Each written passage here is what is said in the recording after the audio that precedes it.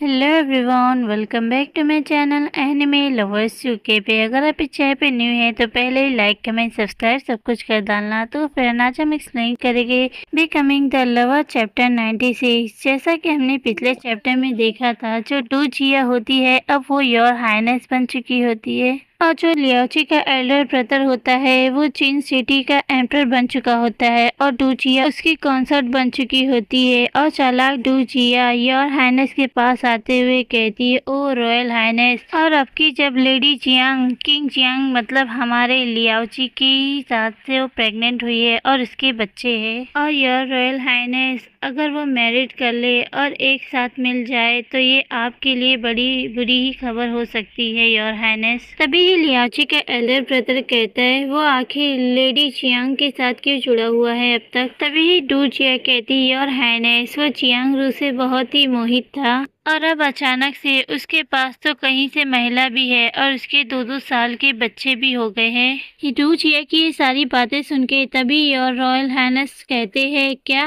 वो बच्चे तो पहले से ही 2 साल के हैं, है ना। तभी लियाओची का ब्रदर अपने मन ही मन सोचता है, जियांग रू की मृत्यु भी 2 साल पहले ही हुई थी लगभग। तभी वहाँ से योर रॉयल हाइनेस उठते हुए कहते हैं डू जिया से, सुनो मुझे कुछ काम संभालना है तो तुम अपना ख्याल रखना। डू जिया तभी रोकते हुए कहती है, योर रॉयल हाइनेस हर बार जब आप जल्दी से अंदर और बाहर आते हैं तो मैं लगभग लटक ही जाती हूँ। योर रॉयल हाइनेस डू जिया की बात सुन के फिर इसके क्लोज आते हुए कहते हैं, सुनो जब मैं इंचार्ज हूँ हम जब चाहे मिल सकते हैं। ये सुन के तो डू जिया काफी ज्यादा खुश हो जाती है। फिर सीन चेंज होता है और हमें जियांग रेजिडेंट दिखाया जाता है। फिर हम लियाओची के एल्डर ब्रदर को देखते हैं जो जियांग रू से मिलने के लिए आया होता है, और तभी जियांग रू भी टी पीते हुए कहती है, योर रॉयल हाइनेस क्या मैं पूछ सकती हूँ कि आप यहाँ पर क्यों आए हैं। योर रॉयल हाइनेस बोले, लेडी जियांग आज मुझे जियांग रू की बहुत याद दिलाती है। तभी रॉयल योर हाइनेस तिरछी नजरों से जियांग रू को देखते हुए कहते, ये समझ में नहीं आता है क्या आप ऐसा नहीं कहेंगी। सुन के तो जियांग रू भी पलट जवाब देते हुए कहती, चाहे ये बात आपको समझ में आए या नहीं,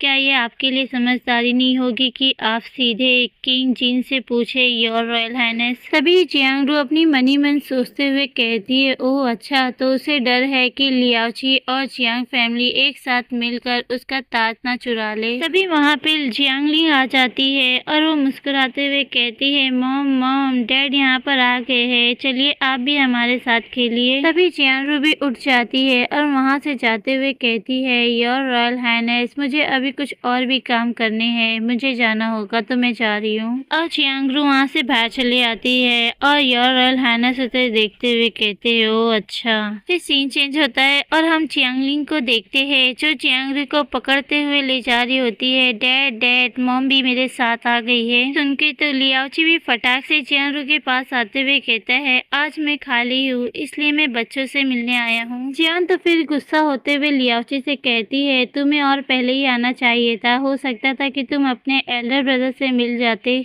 जियांग की मुझसे तो ये बात सुन के लियाओची तो काफी ज्यादा खुश होते हुए कहता है, ये वो आखिरकार मुझसे बात कर रही है, अब मुझे उसके पीछे और भागने की जरूरत नहीं है। तभी लियाओची जियांग के पास आते हुए पूछता है, क्या उसने तुम्हारे लिए परेशानी खड़ी की। जियांग रू बोली, लियाओची वो ये देखने आया था कि क्या मैं जियांग रू हूँ। लियाओची बोला, खैर वो इस बार सही था, ये दुर्लभ था, लेकिन अगर तुम उसे ऐसे ही मना करती रहोगी तो आखिरकार वो अंत में हार मान लेगा।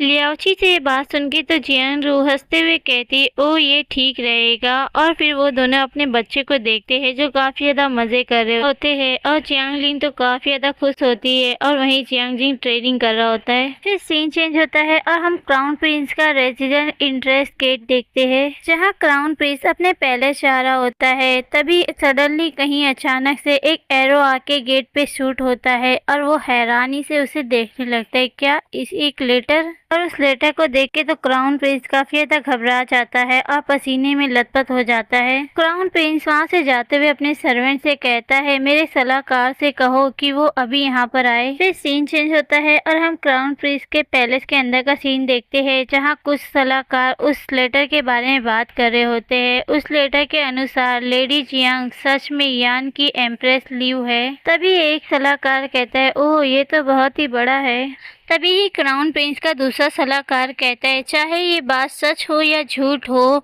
उन पर यान के साथ मिलीभगत का आरोप है और योर रॉयल हाइनेस, पूरी चियांग फैमिली को हम इससे नष्ट कर सकते हैं। इसे हम पूरी तरीके से खत्म कर सकते हैं उन लोगों को। तभी एक तीसरा सलाहकार कहता है, योर रॉयल हाइनेस, चंगांग इनमें एक पूरा हाउस है, वो ठोस सबूत के बगैर इसके नतीजे बहुत ही खतरनाक हो सकते हैं योर रॉयल हाइनेस। तभी ही पहला सलाहकार कहता है, योर हाइनेस, लेडी जियांग को किंग जिन से 2 बच्चे हैं और अगर वो दोनों मैरिड कर ले और एक साथ आ जाए तो इससे आपकी क्राउन प्रिंस, आपको इससे काफी ज्यादा खतरा हो सकता है। और योर हाइनेस, अगर किंग जिन लेडी जियांग से मैरिड कर लेते हैं तो ये अच्छी बात है। तो फ्रेंड, यहाँ पर अगर मैं जब भी किंग जिन करूँ तो मतलब लियाओची को उसका नाम से बुलाया जाता है, किंग जिन से। क्राउन प्रिंस तभी उस सलाहकार की बातें सुन के कहता है, आखिर इसमें अच्छी बात क्या है। तो फ्रेंड, ये चैप्टर यहीं खत्म होता है। इसके नेक्स्ट चैप्टर में देखना है आखिर क्राउन प्रिंस लियाओची और जियानरू के खिलाफ कौन सी साजिश कर रहा है। ये जानने के लिए ज्यादा से ज्यादा नेक्स्ट चैप्टर के लिए कमेंट करें। एंड आई एम सॉरी, मैं रेगुलर वीडियो अपलोड नहीं कर पा रही हूँ। जैसा कि आप सभी को पता है, अभी रमजान शुरू हो गया है, तो इसीलिए thank you supporting me and I am sorry. मुझे जैसे ही टाइम मिलेगा मैं वीडियो अपलोड करूँगी। तो फ्रेंड, आप सभी अपना ख्याल रखें। Take care and bye bye. मिलते हैं नेक्स्ट चैप्टर में।